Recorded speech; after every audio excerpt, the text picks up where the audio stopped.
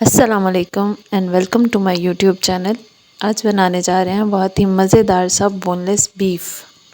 تو آئیے جلدی سے ریسیپی سٹارٹ کرتے ہیں۔ پریشر کوکر میں ایڈ کر رہی ہوں آدھا کپ کے قریب تیل، اور ساتھ ہی اس میں شامل کر دیے میں نے کچھ جوے لہسن کے۔ ساتھ ہی میں اس میں 2 میڈیم سائز کے پیاز جو کہ میں نے باریک کاٹ لی ہیں وہ شامل کر رہی ہوں، تاکہ گریوی بہت اچھی سی بنے اور اس کی لک بہت اچھی سی آئے۔ یہ بہت مزیدار سا بنتا ہے۔ ابھی ہم اس کو اچھے سے فرائی کریں گے۔ آپ اگر چینل پہ نئے ہیں تو چینل کو ضرور سبسکرائب کریے گا اور بیل آئیکن کو پریس کرنا بالکل مت بھولیے گا، تاکہ میری نئی آنے والی ویڈیوز آپ کو بر وقت مل سکیں۔ اس کے ساتھ ہی ہم اس میں گوشت ایڈ کر دیں گے۔ گوشت میں نے دھو کر بہت اچھا سا صاف کر کے رکھ لیا تھا۔ تقریباً 4 سے 5 منٹ کے لیے اسی پیاز اور لہسن میں ہم اس کی بہت اچھے سے بھنائی کریں گے۔ تھوڑا سا یہ ڈیفرنٹ پروسیس ہے، لیکن یہ بہت مزے کا بنے گا۔ اسی طرح سے سیم ریسیپی کو فالو کیجیے گا۔ یہاں پر میں گوشت کو بس مکس کر رہی ہوں۔ ابھی میں نے اس میں کوئی اسپائسز وغیرہ ایڈ نہیں کیے۔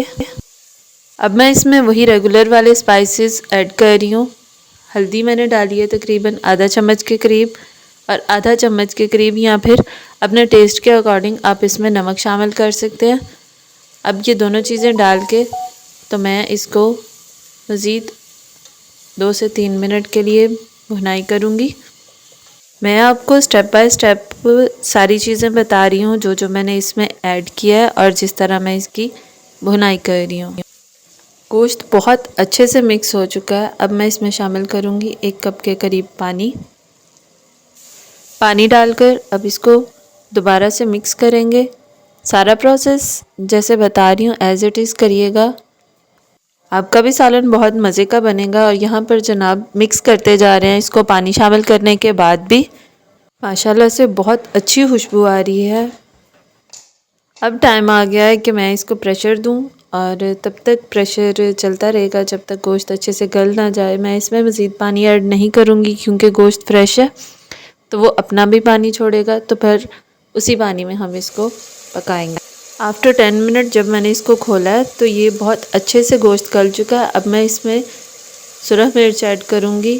میں نے اس میں تقریباً 1 چمچ کے قریب ڈالی ہے۔ آپ اپنی ٹیسٹ اور چوائس کے اکارڈنگ اس میں ڈال سکتے ہیں۔ اب ہم اس کی مزید جو ہے وہ بھنائی شروع کریں گے۔ اب ہم نے اس کی بھنائی کرنی ہے، اور اس میں جو تھوڑا بہت پانی رہ گیا ہے اس کو ہم بھنائی کے دوران ہی خشک کریں گے، اور ساتھ ہی یہ گریوی کی شکل اختیار کرے گا۔ آپ نے بھی سیم ایسے ہی کرنا ہے۔ بھنائی ہوتی جائے گی، مسالہ جو ہے وہ ٹھیک ہوتا جائے گا۔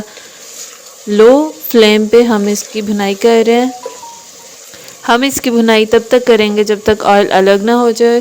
اب آپ دیکھ پا رہے ہیں کہ آئل گوشت سے الگ ہو چکا ہوا ہے۔ آئل اچھے سے سپریٹ ہو گیا ہے، لیکن پھر بھی مزید میں اس کی 2-4 منٹ اور بھنائی کروں گی۔ اگر آپ بھی چاہتے ہیں کہ آپ کا سالن بہت مزے کا بنے، ہنڈیا بہت زبردست بنے، تو اس کے لیے بھنائی بہت ضروری ہوتی ہے۔ اچھے سے بھنائی کرتے ہیں ہنڈیا کی، سالن بہت مزیدار بنتا ہے۔ اور یہاں پر بھنائی کرتے ہوئے مجھے 5 سے 7 منٹ ہو چکے ہیں۔